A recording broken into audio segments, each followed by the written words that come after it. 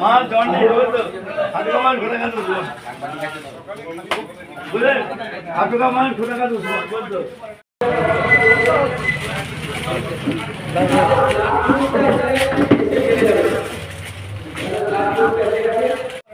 এদিকে ঘুরে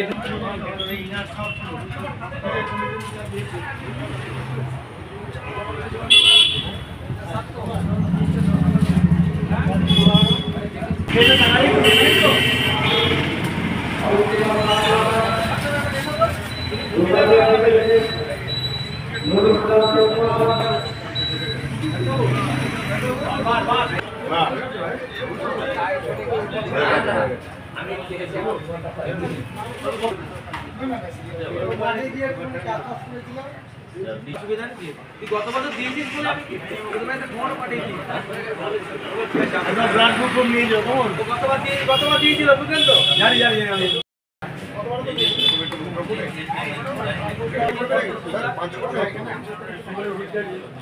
ওষুধের কোনো অসুবিধা নেই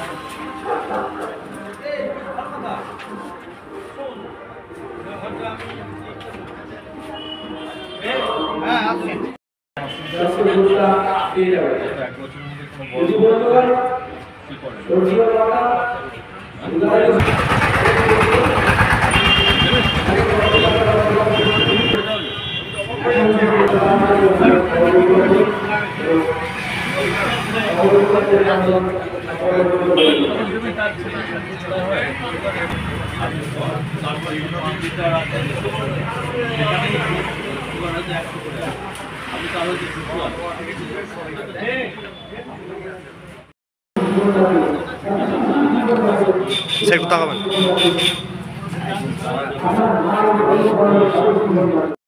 কি হচ্ছে আমাদের এখানে আমার মায়ের মৃত্যু স্মৃতির উদ্দেশ্যে রক্তদান শিবির হচ্ছে।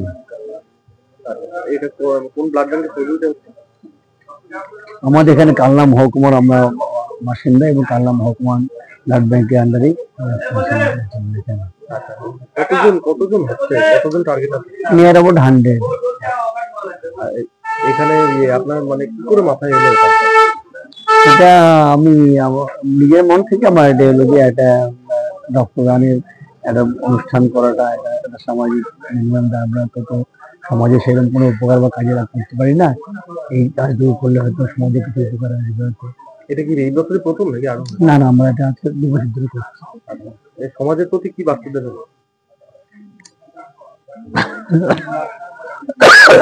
সমাজের প্রতি কি বার্তা দেবেন?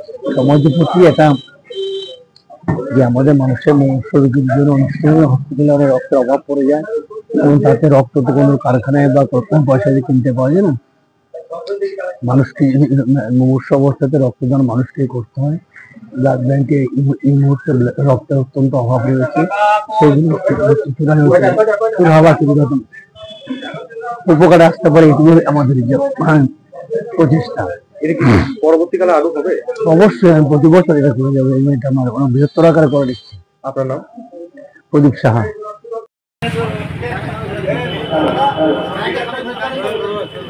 কাকে